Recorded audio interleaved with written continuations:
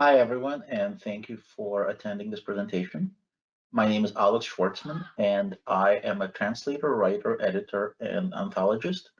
As translator, I've had my short fiction from Russian appear in places like the Magazine of Fantasy and Science Fiction, Apex Magazine, Samovar, and many, many other places. I've also done for hire translation for video games and for screen. Unfortunately, those are under NDA, so I will not be talking about them in too much detail today. I've also done a lot of work in promoting translation for others. I run Future Science Fiction Digest, which is a magazine that focuses both on translation and general international fiction. Primarily, we publish stories that are written by authors from non-Anglophone countries. So even though some of those stories may be written in English, we've featured fiction from everywhere from Russia to China to Brazil to Pakistan, and we publish quarterly issues online, which are free to read. So I'm going to do a fairly abbreviated version, I hope, of my talk to make sure that I try to squeeze that in about half an hour. And then if you have any translation-related questions, I'll be happy to try and answer them. Just go ahead and post them onto the Discord, and I will start looking at that closer to the half an hour mark, so that I'm not distracted from talking to you about the primary presentation first. And so, Traitor for a living. Why do we call it that? Back during the Renaissance, the works of Dante, the Divine Comedy, was translated into French. And there was quite a lot of cultural exchange between the French and Italian intellectuals at the time.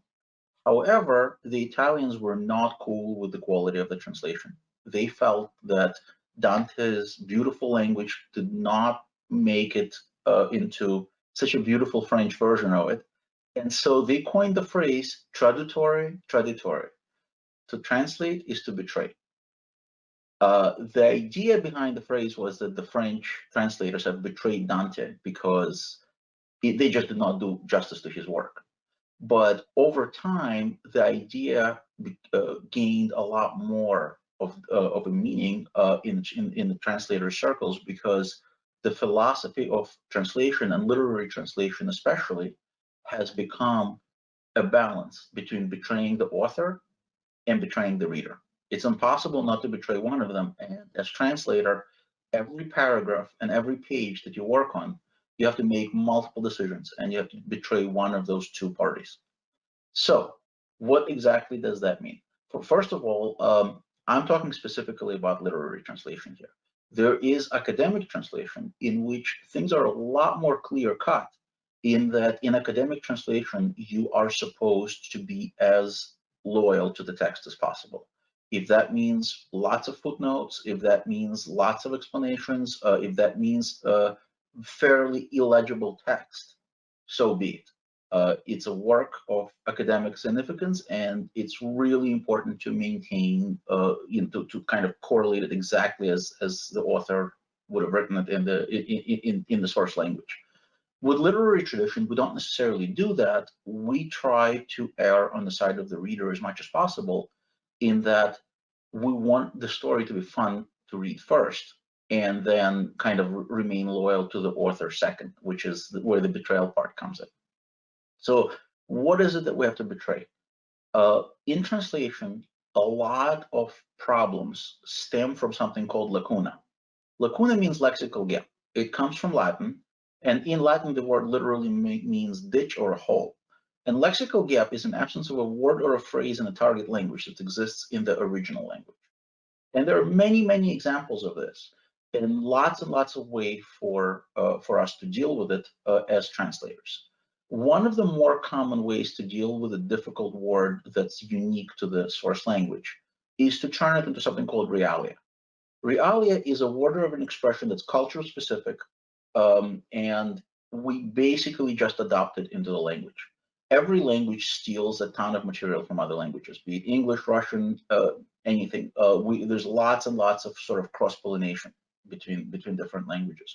So think about some of the words that we use on a day-to-day basis, and you understand them in English, but they clearly come from other languages. So for example, the word fjord, or the word koala, or the word ruble, or pagoda, or phalanx, or Bolshevik, all of these words had such precise and clear meanings in their source language that it would not be easy to come up with a comparable word in the target language. And so the translators and the people, whether they were using it for the purpose of fiction or for the purpose of diplomacy or in the news articles, for whatever reason, the translators generally decided to continue using the transliterated word from the source language. And so the word fjord eventually became part of the English language. It's in the dictionary. It's not italicized. It's not separated in any way. Just like so many others, it was adopted into the language. So the direct translation of a word, creating a realia is a good way to handle a situation where you are not betraying the author. You're somewhat betraying the reader if your attempt at realia is relatively new. If you're trying to do this to the word that's not already in the English dictionary, then you're making the reader work a little bit harder, and you're relying on them to understand what the deal is based on context, based on some explanation that you may include in the story, and we'll talk about that a little bit later. But ultimately, when you are employing realia, you are betraying the reader, over betraying the writer in some way. Now, another thing that you can do, which sort of makes things a little bit easier on the reader, but still doesn't quite betray the writer, is to simplify. And what I mean by simplifying is that if you have a term that's complicated, you just use something that's similar enough, but doesn't use the confusing word that the readers may not understand. So if you're translating, let's say, to a language that doesn't have great familiarity with Jewish culture, then using the word synagogue or the word shul, even more so, would be difficult for those readers to comprehend. They may not know what that is really. So you could use the word Jewish temple, and it'll be clear enough to the reader of in almost any language if you use that that phrasing. Another example of that would be omerta from Italian. So those of you who watch mob movies will probably know what omerta means, but for the rest of the world, if you just use something like code of silence, it's a sufficiently clear simplification that is an acceptable use and that probably, again, will slightly betray the reader, but will not betray the writer in the same fashion. Another method is the dreaded footnote. And why do I say dreaded? Generally, unlike the academic translation, in literal translation, we want to avoid footnotes as much as possible. They're clunky, they interrupt the reading process, they're a little bit preachy, and worse yet, they don't take into account the modern format and the modern technologies that we use to read books. When you're reading a printed book, footnote is pretty easy to glance down the page and then return to your text. But if you're reading an ebook, or if you're reading a story or a book on the web, footnote becomes a lot more difficult to navigate around. And if you're listening to an audiobook, it's even more so.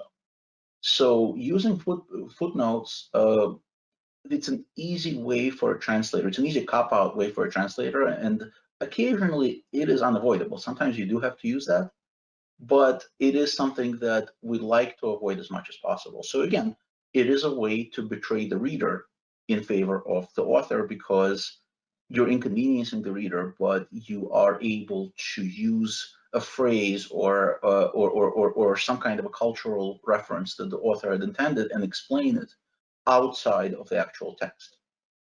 Now, using methods like that are all examples of that. So, I'm sorry. One other thing that I failed to mention already is direct translation of idioms. So the cool thing about idioms is that a lot of the time they're kind of self-explanatory. And even though the reader may not already be familiar with that idiom in the source language, in the target language, they'll understand from context what you mean, and it'll read fresh and familiar to them, and eventually it'll become adopted just like realia. For example, not my circus, not my monkeys is an idiom, I believe originally from Polish. It might be Polish or Hungarian, I'm not sure, but it's a phrase that's become more and more commonplace in the English language in the past decade or two. I can't think of too many usages for it that came in the 20th century, but now if you use that phrase in your writing, chances are a sophisticated reader will have recognized it because they will have seen it before. A much more common idiom that became adopted from French is flea market. Now, flea market in French, and pardon me as I don't speak the language, I'm sure I'll completely mangle the pronunciation, is marche aux puces, and it means literally the flea market. Now, we know what the flea market means, but certainly the translators who were initially chose to use the idiom as written were banking on the fact that people would understand what the actual meaning was, and so they use it enough, and it became part of the common speech. So these are some of the situations, again, where the translator is using their bag of tricks to betray the reader a little bit in order to remain loyal to the author. But that's not always possible. There are situations where betrayal is simply inevitable. So here's one of my favorite translation bits and translation sort of challenges, and it comes from the Odyssey. Now, in the Odyssey, Odyssey is written in the ancient Greek, where the language that we mostly understand because of the scholars and because of what came through. But even so, we don't understand it 100%. Even people who speak the modern Greek, there are some scholarly debates about uses of certain words. So Odysseus, throughout the story, is referred to as Polytropos. Now, Polytropos is a portmanteau word. Poly means multiple, whereas tropos has a lot of different meanings. It could mean words such as turn, way, manner, style, or even a turning point in a battle. So there are Polytropos. What could it mean? It's much versed, various-minded, multi-talented. There are all sorts of different translations, and as the Odyssey has been translated many, many, many times into English as well as into other languages, each translator has spent probably countless sleepless nights trying to figure out what is the perfect way to translate Polytropos into English. Now, you don't want to just transliterate the word and try to get it to be used in the English language, because for one thing, we don't know with 100% certainty what it was meant to be in the original, because there's so many different meanings for tropos. And so every translator has kind of left their mark. So I have a list of just some of the words that were used in different translations here for Polytropos, and they include shrewd, crafty, deep, cunning, sagacious, shifty, clever, restless, never at a loss, of many terms, by long experience tired. Alexander Pope used for wisdom's various arts renowned. So there are so many different ways to approach this. Now that we're doing a modern translation, maybe some of the words we might use are multitasker or Renaissance man. Now they sound too foreign for the Odyssey to us, but 100 years from now or 200 years from now, nobody might notice if you were to use multitasker, because they wouldn't realize that that word is so much newer and younger than the Odyssey, of course. So there is no perfect translation for this. The job of the translator becomes to find the perfect text, the perfect word, as perfect a word as they can use for their purposes.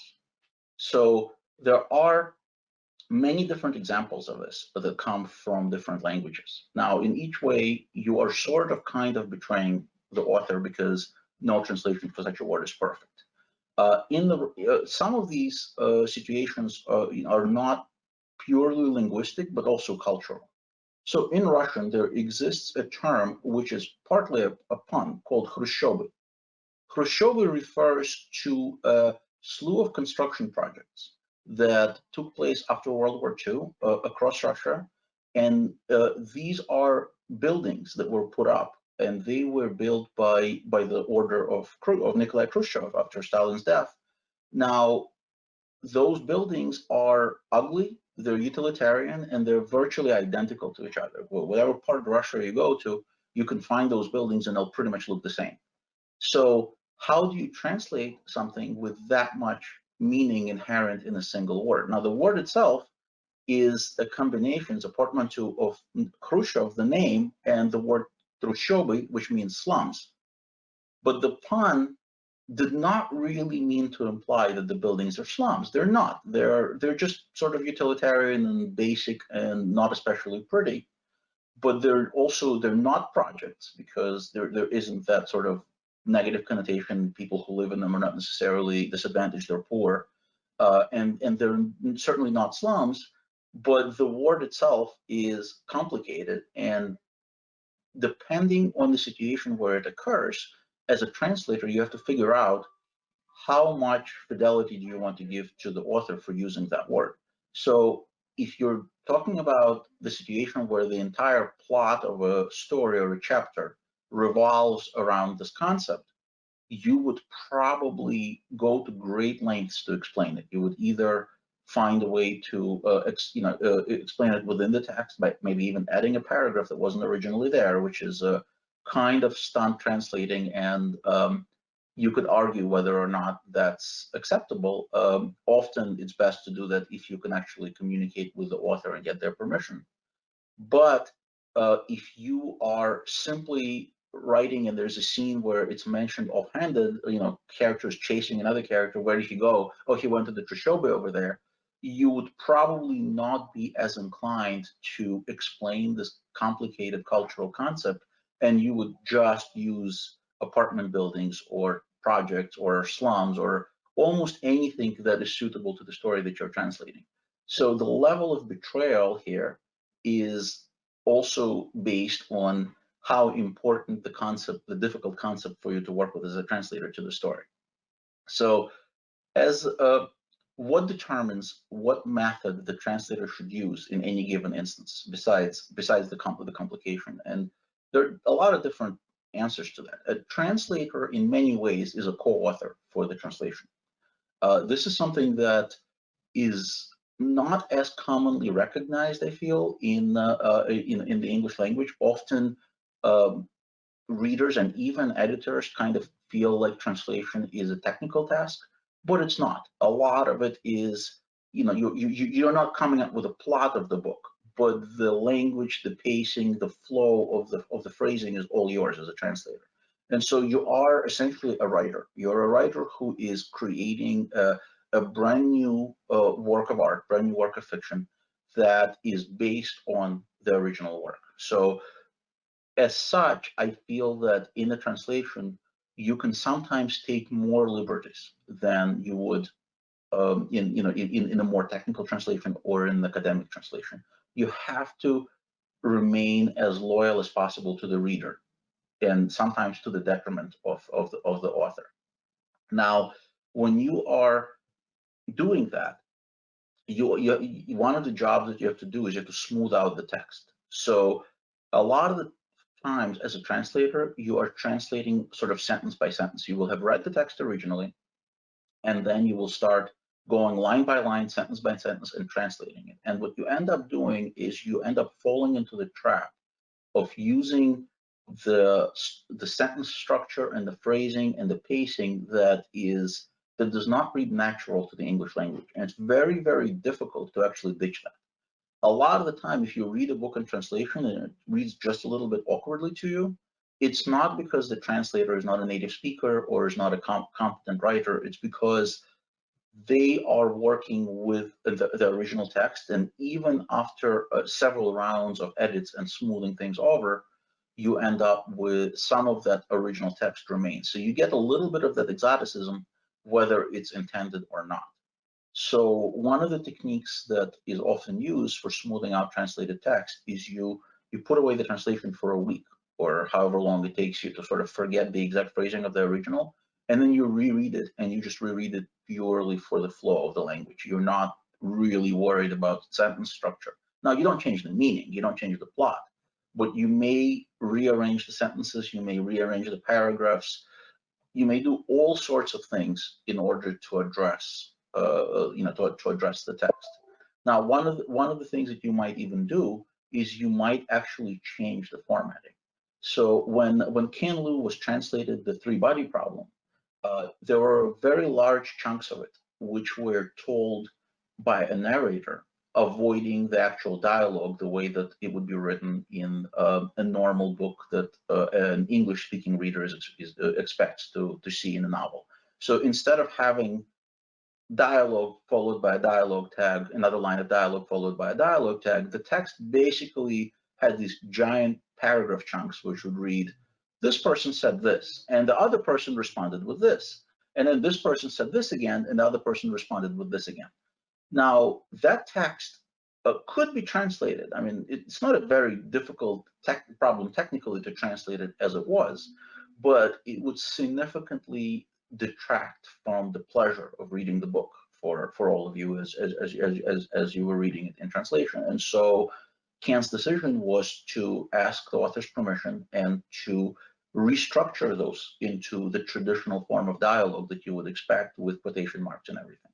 Now, that's a pretty significant intrusion, and in many ways, the translator is super fortunate if the author that he is working with or she's working with is alive, and even more fortunate if that author speaks English in any significant way, because then they can help you. They can, they can see if you make sure that you didn't miss some kind of cultural load, that you didn't screw up, etc.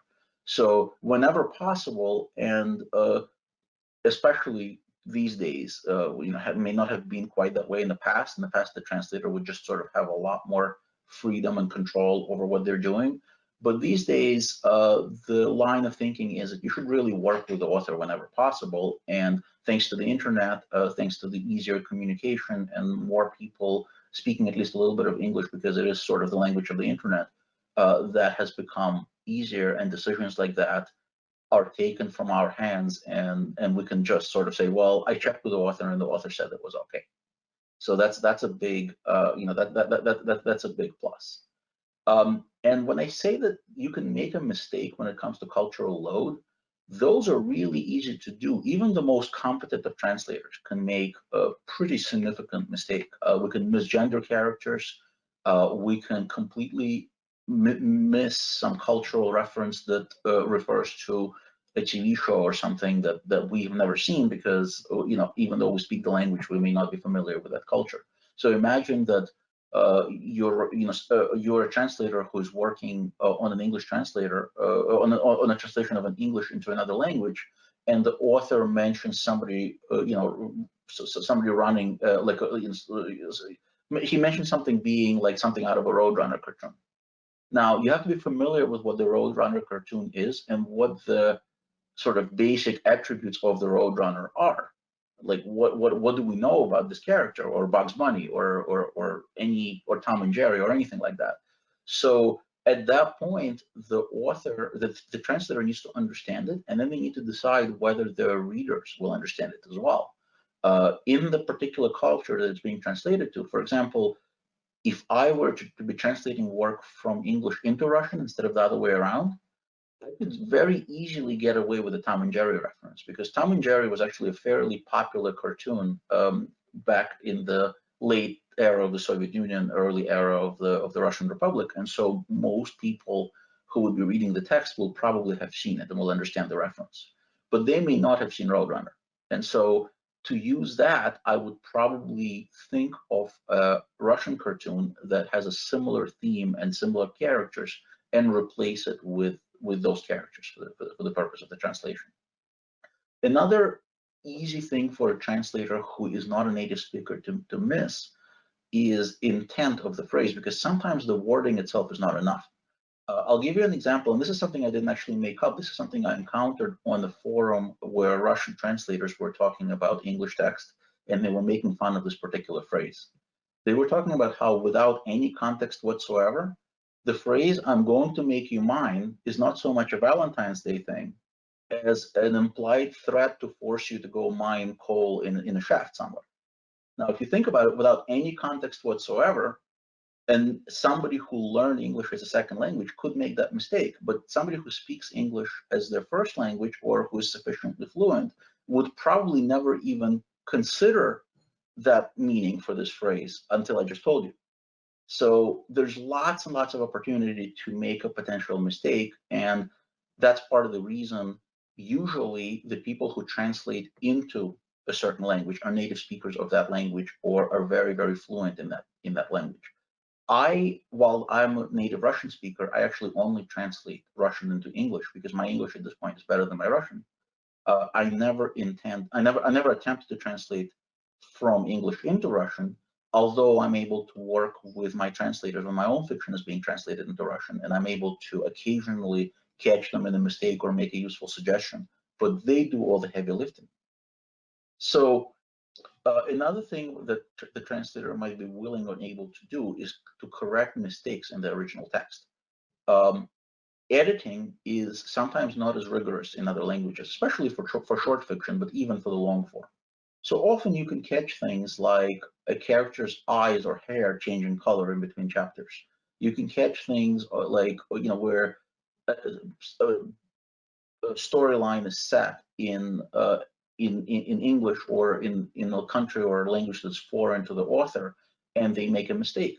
So another interesting thing about Three Body Problem is that all the Russian characters in the book had names that were highly suspect for a Russian character. They probably wouldn't be named that way. So again, Ken worked with Shijin Lu to change those names in the English version of the text to be consistent. And Shijin Lu basically said, yeah, when I wrote the book, I didn't really know much about Russian naming conventions, and I've encountered plenty of fiction, especially fiction written back in the 1980s or earlier, where in Russian, where the American names or names of American or English characters were English sounding, but no English speaker would accept that as a typical name.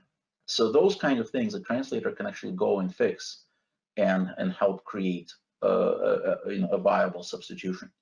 And then it really kind of goes down the rabbit hole from there. A lot of the time, you have to deal with puns, you have to deal with creative nicknames that are based on different things.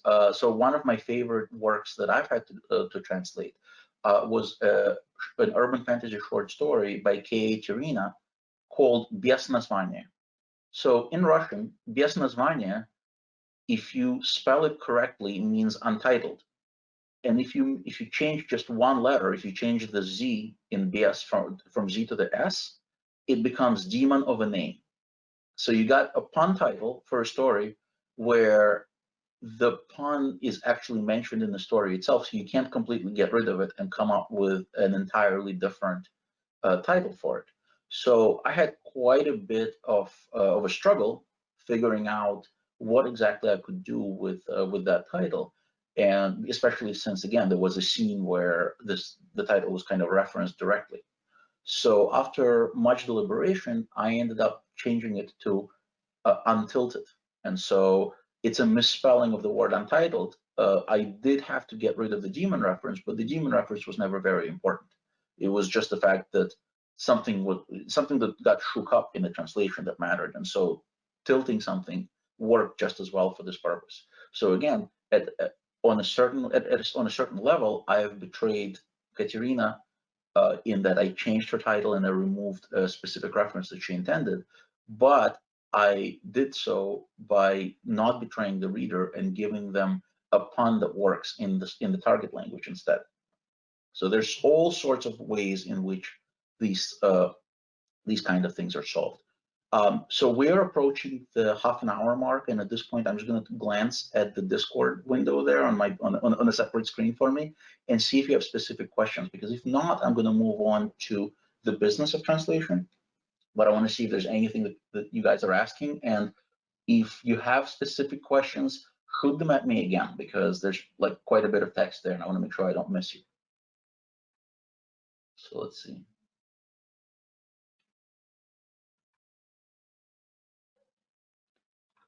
Okay, it actually looks like I don't really see much in the way of questions. You feel free to send some if you want, but I would like to talk about the business of translation as well.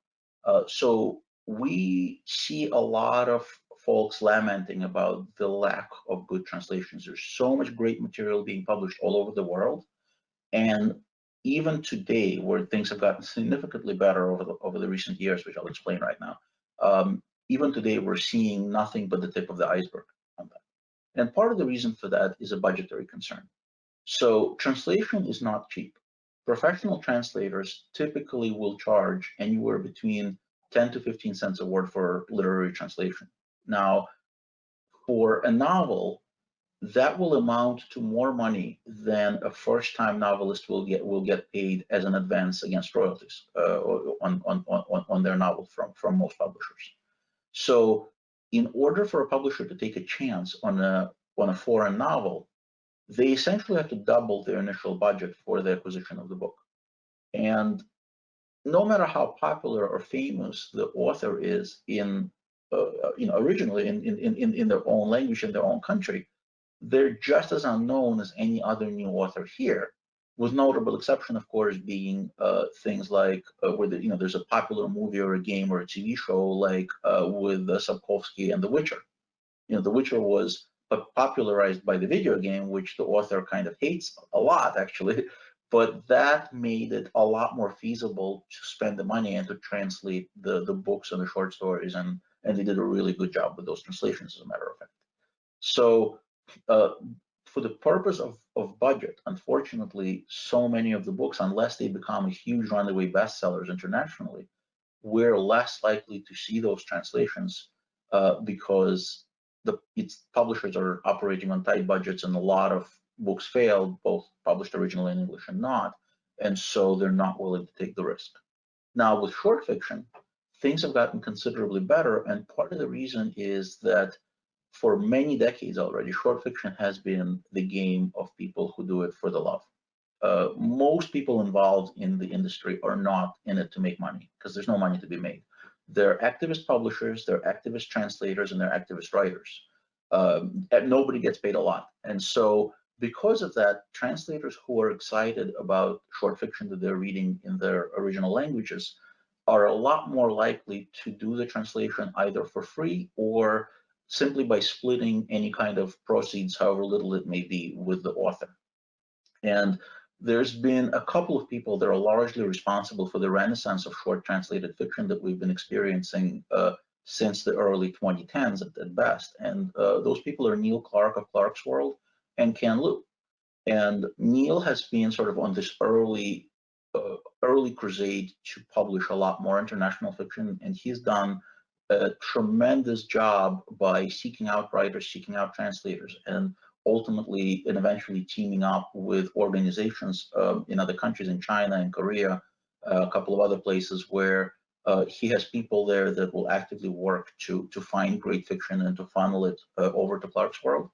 And of course, Ken has been translating great short fiction that he loves, and he, as I was talking earlier, as a great writer, he puts his own stamp on it, and he can actually do the justice to even the best of those stories by translating them really, really well, which allows them to be placed at some of the best markets and become nominated and win awards, etc. So that has opened doors. A lot more short fiction markets are now interested in international fiction. They'll seek it out. They will talk to translators. They will kind of follow in Neil's footsteps and develop relationships with translators. They will develop relationships with editors from magazines in those languages to kind of notify them when a really great story in particular becomes published in that original language, so that they could work to get the rights and translate it. We're seeing a lot more of that now. We're also seeing a couple of short fiction markets that are exclusively or almost exclusively dedicated to translation and to international fiction. The first of those is Samovar. Samovar is teamed up with Strange Horizons, and their goal is to publish, I think they started out quarterly and they're now publishing 3 times a year because, again, budget, unfortunately. But their goal has been to publish translated fiction specifically, and they're the only genre market I know of that publishes both the translation and the original side by side. So for anyone who is multilingual and who's interested in the art of translation, this is a really useful resource because they can compare the two and they can see the choices that the translator has made. Now, Samovar has been doing that for about 2.5, 3 years now. And more recently, my own Future Science Fiction Digest joined the fray. Now we publish only science fiction. We don't do fantasy. And we started out with a fairly generous grant from the Future Affairs Administration. So we were able to publish a large amount of fiction in our first year, but we've had to cut down significantly because we are now self-funded, which basically means it just comes out of my pocket. But I'm happy to continue it in this limited fashion and still publish translations as well as fiction that was originally written outside of the Anglosphere. So any country that generally where English is the main spoken language, so the United States, Canada, Australia, we're not. We occasionally do publish stories from these countries, but we don't have an open submission window for authors from those countries because there are plenty of other places for them to get published, frankly. And so instead, I've been able to focus on translations and on submissions from the parts of the world that we don't necessarily hear as much from. I've published a lot of work from China thanks to the relationship with the FAA, but I've also published probably more fiction from Russia than anyone else because I'm able to read it in the original and either translate it myself or solicit it from other translators. But we have also done work, we've published work from every continent and all sorts of different countries, and we're on a quarterly publication schedule. So if you're interested in translations and in international stories, I encourage you to check out future-sf.com. So I don't see questions, but I kind of don't want to also keep you guys for too long. So thank you very much for tuning into this presentation. I hope you found it interesting and useful. And you can always reach out to me. I'm on Twitter at @Schwartzman. You can find me on Facebook. My own website is alexschwartzman.com. And you can find me on the magazine page at Future Science Fiction. So thank you very much, and enjoy reading translations. Bye.